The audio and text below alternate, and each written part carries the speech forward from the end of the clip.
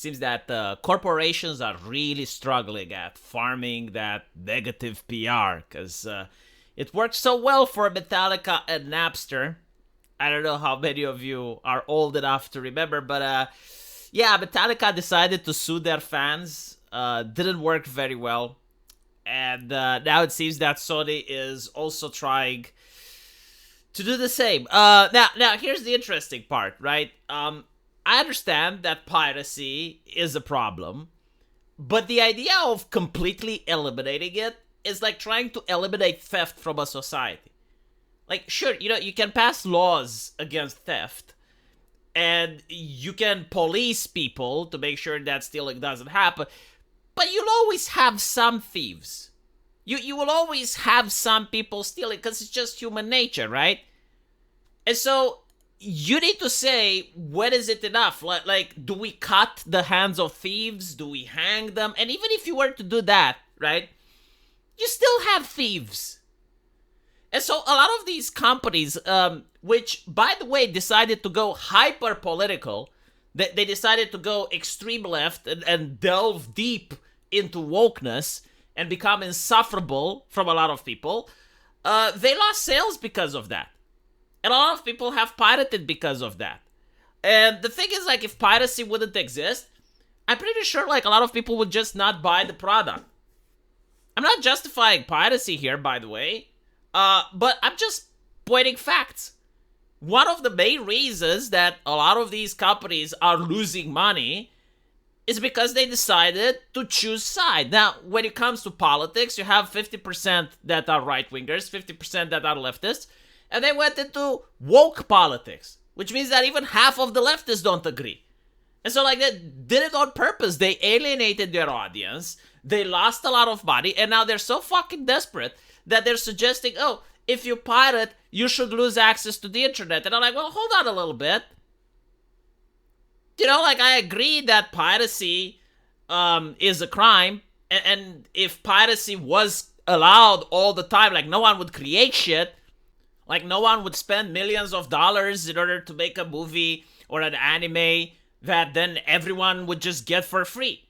Because that person has to pay the actors, it has to pay the animators, it has to pay the scriptwriters in order to keep making sequels. So I get that argument. Don't misunderstand me. But at the same time, I think, like, taking people's ability to use the internet is a little bit too much. It's like going full on and cutting off the hands of thieves or permanently socially excluding them from society. Like, if you're talking about cutting the internet, it's pretty similar like cutting down their electricity.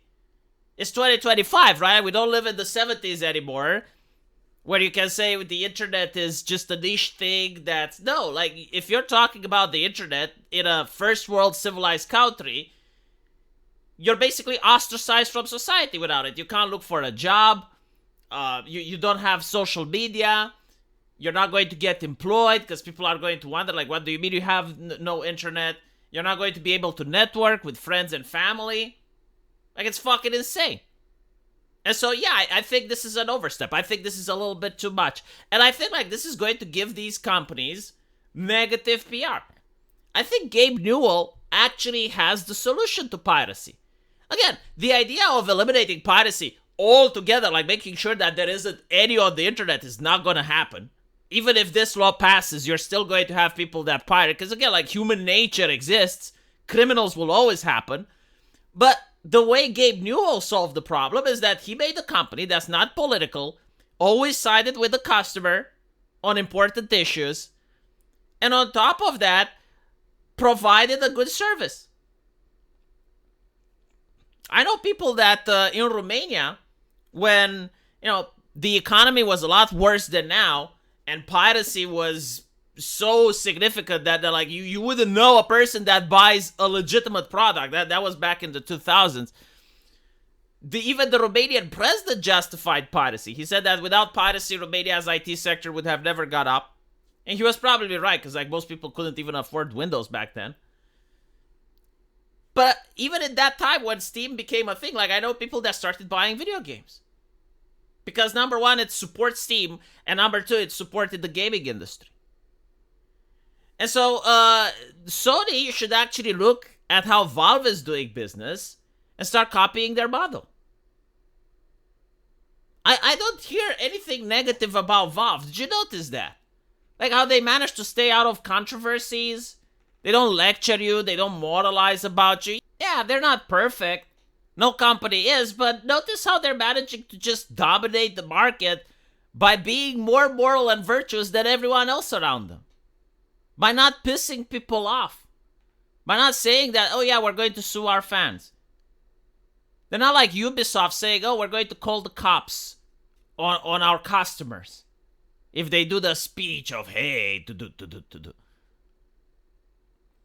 And so, I think this is really bad PR for Sony. I don't know what the fuck they're thinking. Even if, like, legally, they manage to somehow get the right to do this. Because apparently, like, they're talking it with the Supreme Court. They're suing the ISPs. Like, they want to force ISPs to ban people, right? Let's assume they manage to do it. The moment grandma loses internet access, or the moment your mom loses internet access, or you lose internet access because your kid used the computer, right? Like imagine this. Imagine this. You're not pirating. But your 14-year-old kid uses your computer, and now your ISP takes down your internet because of Sony. Who are you going to be mad at? Who are you going to despise? Are you going to buy more Sony products if that happens? Like, let's be honest for a change. If your ISP bans your computer because your daughter or your kid or someone else at the household, without even your knowledge, decided to pirate, and you find out that Sony is responsible, what are you going to talk with the lads when you're having a beer? Are you going to say nice thing about Sony, or are you going to tell them what they did to you?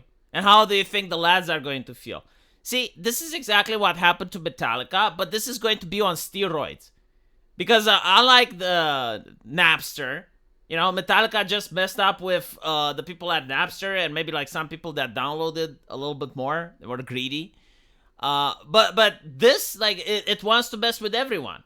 It wants to weaponize the ISPs against random folks. Would be funny if the ISPs find a way to mess with Sony in return. I don't know how, but like maybe if you're listening to Sony music or some shit, you get a lot of lag. You get latency problems, because I think they can do that now since you don't have net neutrality, huh? Am I wrong? I'm not really smart and educated when it comes to this. I just feel it's not right. I'm operating on feelings. Let me know what you guys think, though. And as usual, I'll see you in the comment section. Take care.